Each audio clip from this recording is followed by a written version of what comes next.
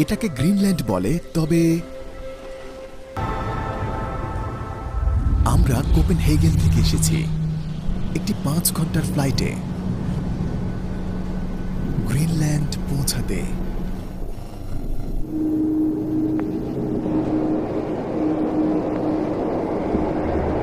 USA 1941 সালে এই এয়ারপোর্টটি নির্মাণ করে। সময়টি ছিল দ্বিতীয় বিশ্বযুদ্ধ।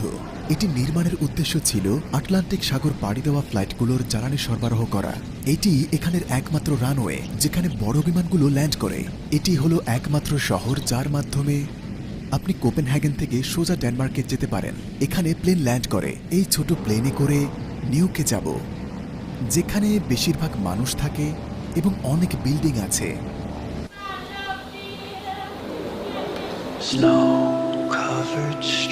বিসমিল্লাহ, এটি হলো শহরের নাম।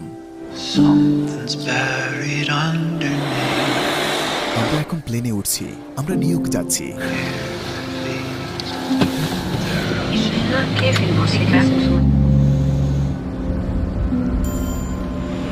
নিউক।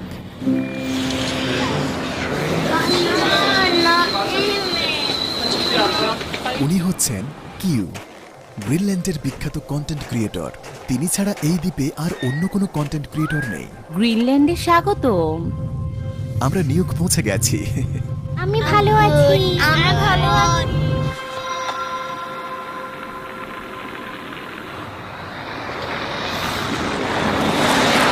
এটা অনেকটা অসম্ভব যে আইল্যান্ডের মাঝে একটি শহর তৈরি করেছে। এই বিল্ডিংটি দেখুন, এটি যেন একটি আধুনিক শহর। নিউক থেকে বাইরে যাওয়ার কোনো রাস্তা নেই। আপনি কারে করে ভ্রমণ করতে পারবেন না, আপনার হেলিকপ্টার লাগবে। এখানে ট্রাফিক খুব কম। এখানে মাত্র 6550টি এরকম নর্মাল কার আছে, তাই এখানে ট্রাফিক খুবই সীমিত। পুরো আইল্যান্ডে মাত্র 3টি ট্রাফিক লাইট আছে। এখানে শহরের মাঝে কোনো কানেক্টিং রোড নেই। আপনি কেবল শহরের ভিতর ড্রাইভ করতে পারবেন। আমরা বেশিরভাগ সময় প্লেন অথবা বোট ব্যবহার করি। পুরো আইল্যান্ডে মাত্র একটি মল আছে, গ্রিনল্যান্ডের একমাত্র শপিং মল। এই বিশাল দ্বীপে একটি মাত্র মল।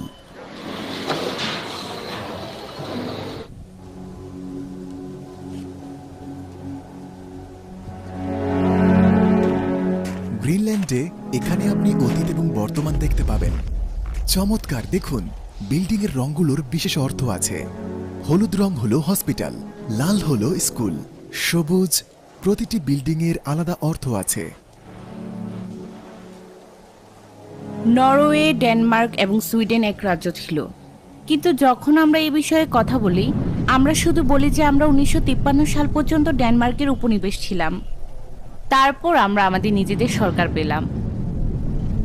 2009 সালে আমরা আমাদের স্বশাসিত সরকার পেলাম। এর মানে হলো আমরা আরো কিছুটা স্বাধীন হলাম, কিন্তু এখনো আমরা সম্পূর্ণভাবে ডেনমার্কের অধীনে। ডেনমার্ক রাজত্বের অধীনে আমরা একটি স্বশাসিত দেশ। আপনাদের কাছে ড্যানিশ পাসপোর্ট আছে? হ্যাঁ, আমাদের ডেনিশ পাসপোর্ট আছে। যার উপরে ইইউ লেখা আছে, তবে এটি ইইউর অন্তর্ভুক্ত নয়। আসলে আমরা গ্রে জোনেই আছি, কারণ আমরা ইইউ নই এবং আমরা ইইউ এর অংশও নই। তবে ডেনমার্ক ইইউ এবং আমরা ডেনমার্কের অধীন। এটি এখনো ডেনমার্ক, তো বলা যায় এক প্রকার। তো আপনারা ইউরোপিয়ান না? না, আমি ইউরোপিয়ান না, আমি একজন ইনুইট। সব ইনুইট আলাস্কা থেকে কানাডাতে গিয়েছে, তারপর গ্রিনল্যান্ডে এসেছে। প্রথম ইনুইট গ্রিনল্যান্ডে এসেছিল 4500 বছর আগে। সবচেয়ে উত্তর দিকে গ্রিনল্যান্ড এবং কানাডার মাঝে দূরত্ব 36 কিলোমিটার। গ্রিনল্যান্ড ভূমির 80% বরফ দিয়ে ঢাকা, আইস শিট দিয়ে ঢাকা। এই অংশটি শুধু বরফ, কিন্তু সীমানার কাছে আমাদের পর্বত আছে, সমুদ্র উপকূল আছে এবং এগুলো সবুজ। শব্দটি হলো কায়াক। এটি হলো গ্রিনল্যান্ডিক শব্দ। আমরাই কায়াক উদ্ভাবন করেছি। এগুলো আসলেই সত্যিকার কায়াক।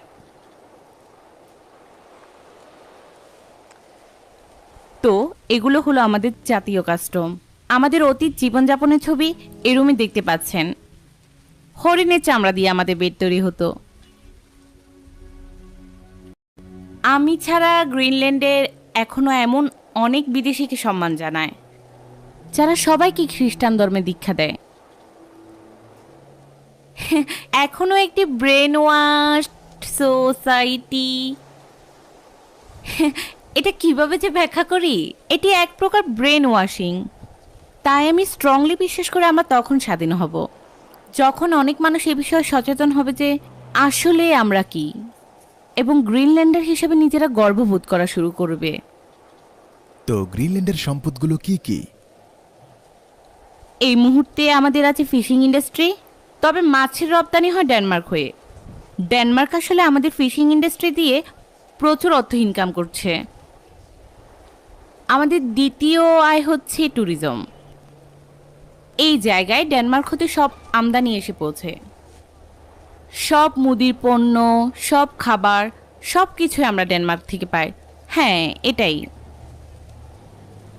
অবশ্যই এখানে প্রচণ্ড ঠান্ডায় টিকে থাকতে হলে তাদেরকে সিল এবং তিমি খেতে হয়। তারা সবাই ফিশারম্যান। এখানে তারা এই খাবারগুলোই খায়: সিল, পোলার বিয়ার, তিমি।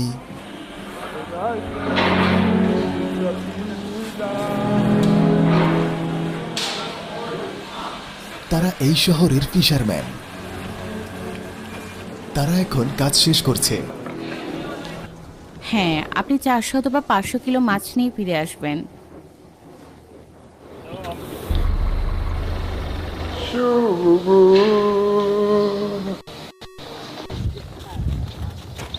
আমরা তাদের একমাত্র মলে শপিং করতে গিয়েছিলাম। স্থানীয়রা এখান থেকে কি কি কিনেন দেখার জন্য আমরা শপিং মলে এসেছি। বিসমিল্লাহ, শুরু করা যাক। Lunch time.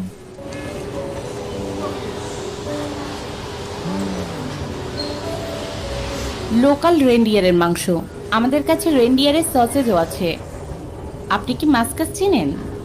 হ্যাঁ, মাস্কাসের মাংস। এখানে রেন্ডিয়ার এবং মাস্কাস পাওয়া যায়। এখানে লোকাল মিরশাবক আছে। হ্যাঁ, ওইদিকে তিমি থাকতে পারে।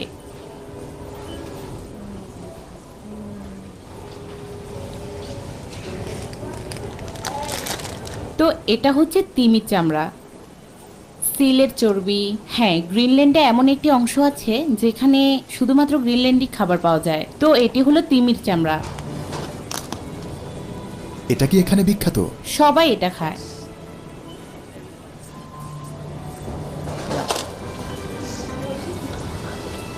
আমরা এই সবগুলো টেস্ট করব। এটি হলো হেলিপার। এগুলো টুকরো করে শুকিয়ে ফেলে। মনে হচ্ছে মজাদার হবে। হ্যাঁ, একদম। আপনি এটিও ট্রাই করবেন।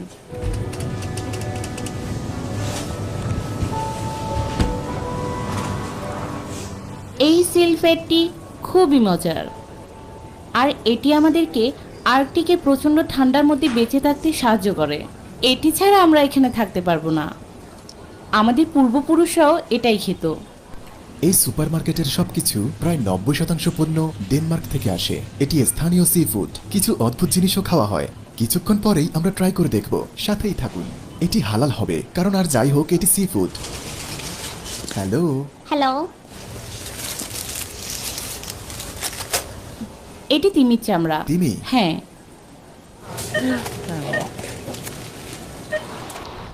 এখন আমরা বাড়ি যাব। আপনি পাহাড়ের উপরে থাকেন? পাহাড়ের ঠিক সামনেই। পরিবেশটি খুব সুন্দর, শান্ত এবং নিরাপদ। আর আমাদের বাচ্চারা এখানে বাইরে খেলাধুলা করতে পারে। দুশ্চিন্তা করার মতো কোনো ট্রাফিক নেই, এবং আমাদের খাবার পানি ওই দিক থেকেই আনি। তিনি আমাদের তার বাড়িতে ইনভাইট করেছেন, তো এখানেই খাবো তিমির চামড়া।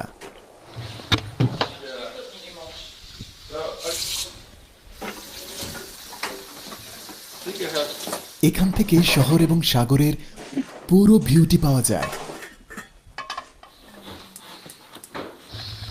আমি যা বুঝলাম, আমরা কাঁচা তিমির চামড়া খেতে যাচ্ছি। এটি কাঁচাও খেতে পারেন, যেমন করে সুশি। কাঁচা তিমি। সিনটি ঠিক আছে? হ্যাঁ। তো শুরুতে আমি যা করব, আমি এক টুকরো শুকনো মাছ নেব। তো যা করব, এর উপর পার্মেন্ট করা সিলে চর্বি দিব। এটা হলো পিনাট বাটারের মতো। হ্যাঁ, অনেকটা। সিল। মাছের মতো। হ্যাঁ এটা শক্ত মনে হচ্ছে। হ্যাঁ, এটি এক টুকরো তিমির চামড়া, কিন্তু আপনি এটি বেশিক্ষণ চাবাবেন না, সাথে সাথে গিলে ফেলবেন। আর অবশ্যই ক্রোবেরিস নেবেন, আমি হাতে নিচ্ছি। টেস্ট চেঞ্জের জন্য, তাই না? হ্যাঁ। এটা তিমির চামড়া। আমি প্রথমবার ট্রাই করছি। কাঁচা। অল্প একটু করে চাবান, তারপর গিলে ফেলুন। আচ্ছা। আল্লাহ, অনেকটা সুশির মতো। হ্যাঁ তিমির স্বাদ সুশির মতো, আমার জন্য যথেষ্ট। তাই?